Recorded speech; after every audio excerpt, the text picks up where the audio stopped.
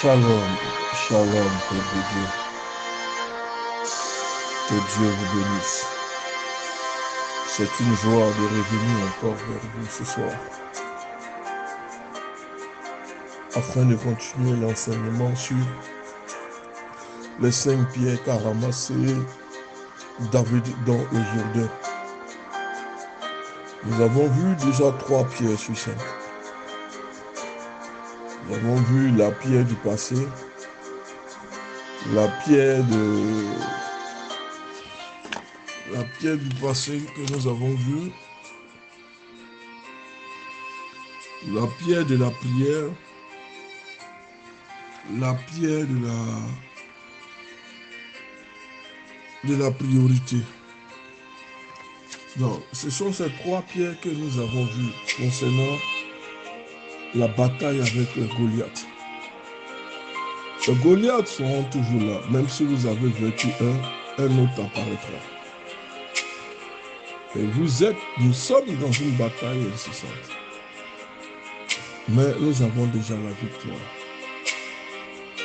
Remémorons-nous les 5 pierres de David. Le passé, la prière, la priorité.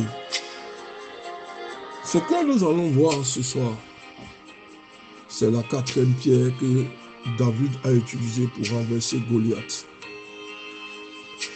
Psaume 69, le verset 10. La passion que j'ai pour ta maison me consume. Les insultes qui te sont destinées retombent sur moi. David dit ça en répercussion à ce que Goliath avait dit. Quand Goliath a offensé le nom du Seigneur, David a riposté immédiatement. Psaume 69, le verset 10. La passion que j'ai pour ta maison me consume. Les insultes qui te sont destinées retombent sur moi. Psaume 69, le verset 10. Nous allons voir ce soir la 4e pierre, qui est la pierre de la passion. David ne s'approcha pas de Goliath en marchant sur la pointe des pieds ou en marchant doucement, non. Il s'approche de Goliath dans toute la vivacité. Il n'avance pas à pas feutré ou à pas calculé, essayant de dire que je suis en train de chercher une tactique, une stratégie. Comment je vais vaincre Goliath? Non. C'est pourquoi quand il avance vers Goliath, il marche vers Goliath. Il ne marche pas sur la pointe des pieds, non. Il ne marche pas doucement, non. David s'est mis à courir, se lançant vers son ennemi.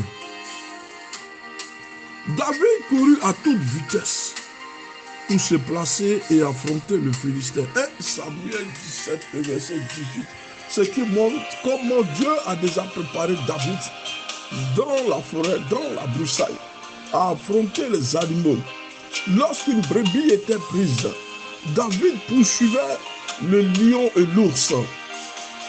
Donc ce n'est pas ce Philistin, ce Goliath, qui va empêcher David de le vaincre. Parce que David a déjà affronté les animaux féroces. Et quand il les affrontait, on voyait déjà toute la haine de David.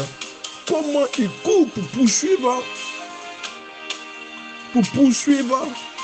le lion, pour poursuivre l'ours. Très peu de personnes, disons-nous la vérité, auraient cette force de poursuivre l'ours ou le lion. Mais David avait déjà été préparé. David était prêt. Donc pour affronter le Philistin, David voulait en découdre, il voulait vite en finir avec ce Philistin. Donc David n'a pas marché, il n'est pas resté dans une situation timorée. Mais David s'est mis à courir parce qu'il veut finir avec ce Philistin.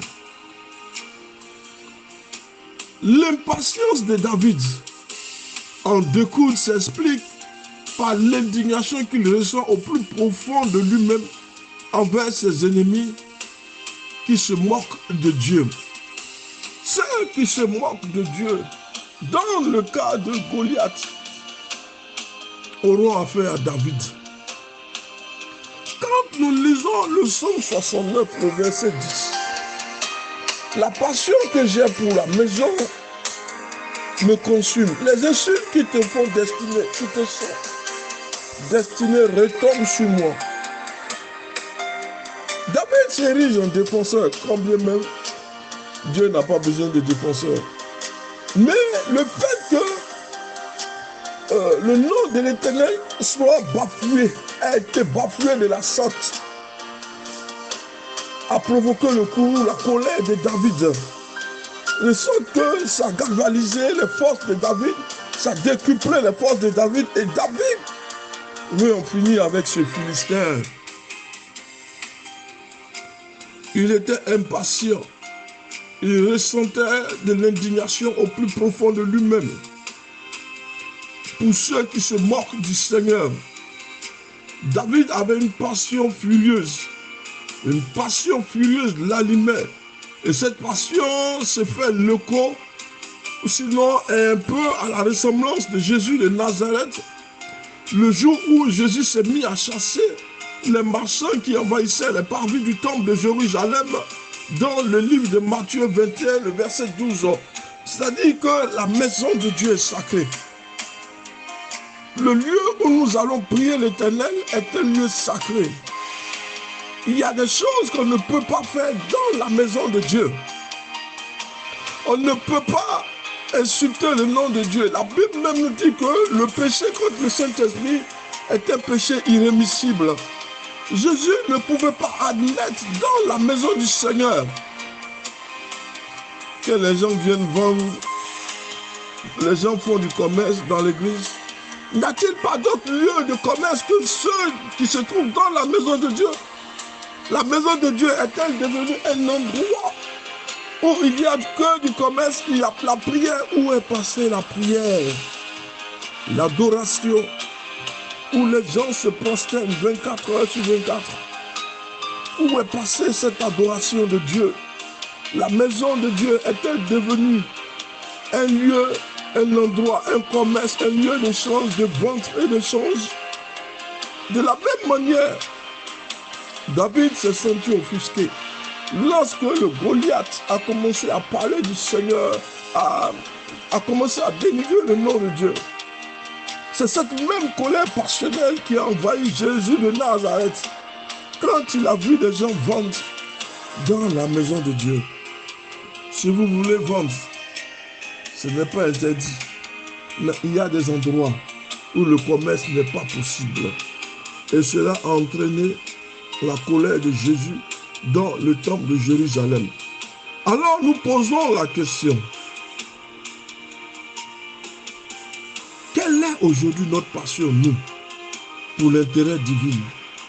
Est-ce que cette passion nous anime autant que David et que Jésus de Nazareth?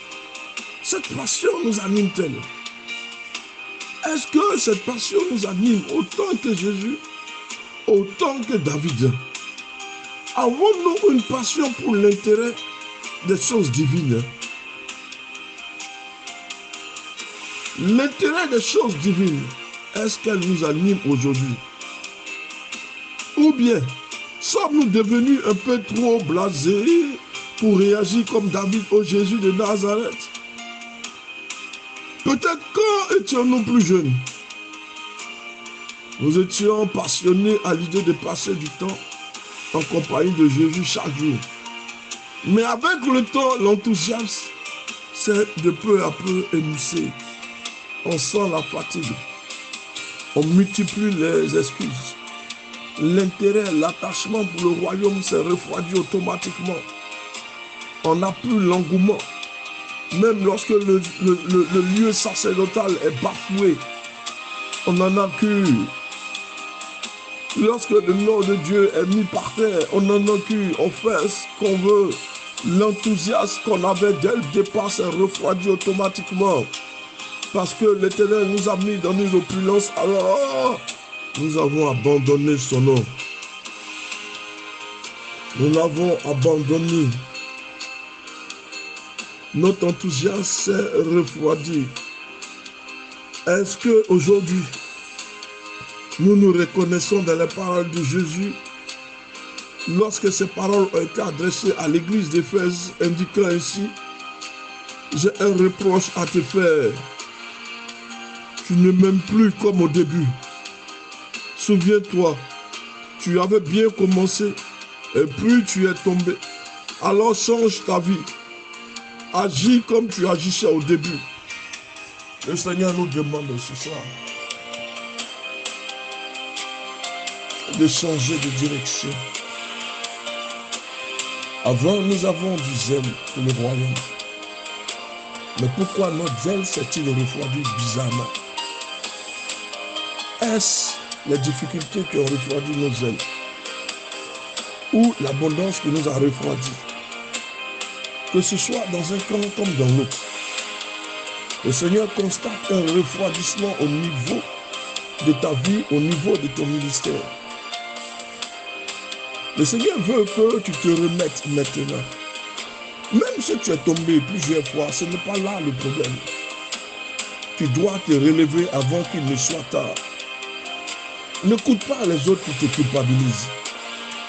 Mais le Seigneur te dit, relève-toi maintenant. Relève-toi maintenant. Il te dit ceci.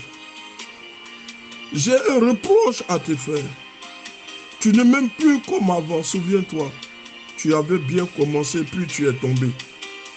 Mais change ta vie et agis comme tu agissais au début. Apocalypse 2, verset 4 au verset 5. Change de vie. Lève-toi. Ne t'appuie-toi pas sur ton sort. Ne culpabilise pas. Ce n'est pas ce que tu as commis comme erreur ou comme péché qui doit refroidir le zèle que Dieu a mis en toi. Lève-toi, l'Éternel a encore besoin de toi. Ne regarde pas le passé, ne regarde pas l'erreur. C'est l'instant présent qui intéresse Yoshua, le Messie. Il a besoin de toi, il te tend la main. Si l'Éternel veut regarder au passé de tout le monde ici présent, personne ne sera sauvé. Mais relève-toi. Tu as commis des erreurs. Peut-être que tu en commettras encore. Mais le plus urgent, le plus important, change ta vie maintenant. Reviens à ce que tu étais. Le zèle que tu avais pour le ministère, reviens à ce zèle-là. Ne te laisse pas abattre. Que le Seigneur te soutienne. Qu'il te bénisse, qu'il te tend la main. Bonsoir à tous. C'est le pasteur Samuel.